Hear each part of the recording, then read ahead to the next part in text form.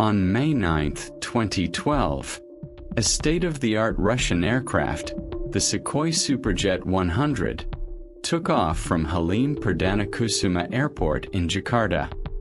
The flight was supposed to last only 30 minutes, a demonstration flight to attract potential buyers for Indonesian airlines.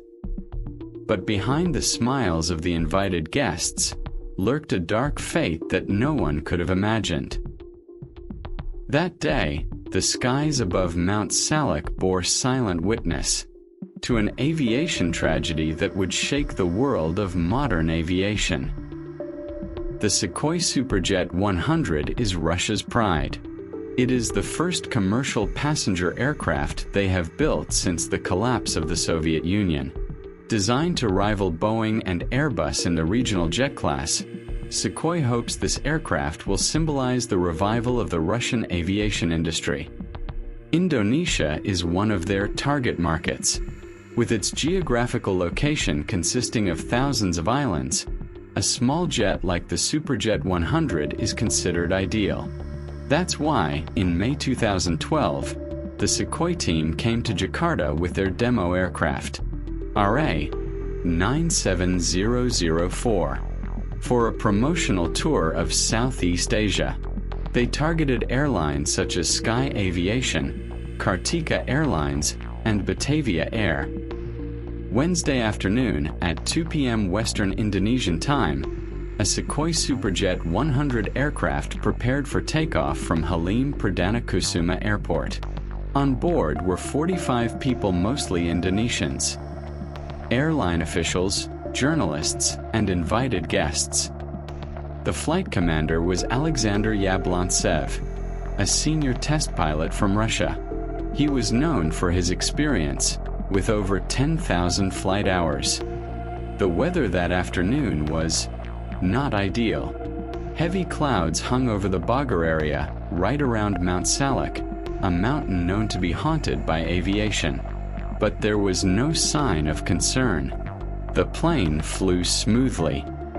Imitated radio communication voice. Jakarta Control, this is Sukhoi 36801. We are passing 10,000 feet. A few minutes later, the aircraft requested permission to descend from 10,000 to 6,000 feet. The request was granted by Halim Tower. Unbeknownst to them, that decision would lead them towards a giant cloud-covered rock wall, Mount Salak.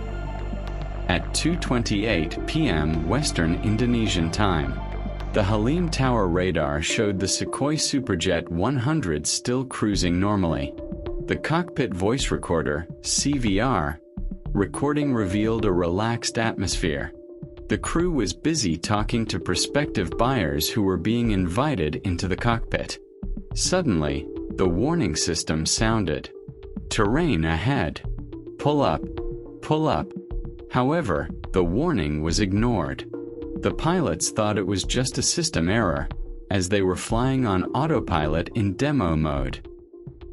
A few seconds later, at 2:28:50 p.m., the plane crashed into the slopes of Mount Salak at an altitude of approximately 6,000 feet. All 45 passengers died instantly. That night, news of the Sukhoi's disappearance spread quickly. The National Search and Rescue Agency was deployed to the Mount Salak area. The terrain there was extremely difficult. Steep valleys, thick fog, and heavy rain. The search continued until the next day. On May 10th, the search and rescue team found the wreckage of the plane on a steep cliff on Mount Salak. There were no survivors. Pieces of metal, wing fragments, and human remains were scattered across the silent tropical forest. This tragedy was a major blow to the aviation industry and to Sukhoi's reputation as it struggled to penetrate the global market. A joint Indonesian and Russian investigation team analyzed data from the black box. The results were surprising. There was no technical malfunction. The engine, navigation system, and autopilot were all functioning normally. The primary cause of the tragedy: human error. The pilots deactivated the terrain awareness warning system, mistaking the signal for interference. They also lost situational awareness due to zero visibility amidst the clouds. Mount Salak, which had claimed more than 10 planes before, claimed another victim. The Sukhoi Superjet 100 tragedy wasn't just about a plane crash. It was about overconfidence and the small negligence that led to death. Despite technological advances, humans remain the weakest link in the safety chain. From the slopes of Mount Salak, the aviation world learned that arrogance can be more dangerous than any storm. 45 names, 45 dreams that were halted in the skies over Bagar. They no longer fly, but their stories will always be a reminder that in the sky there is no room for carelessness.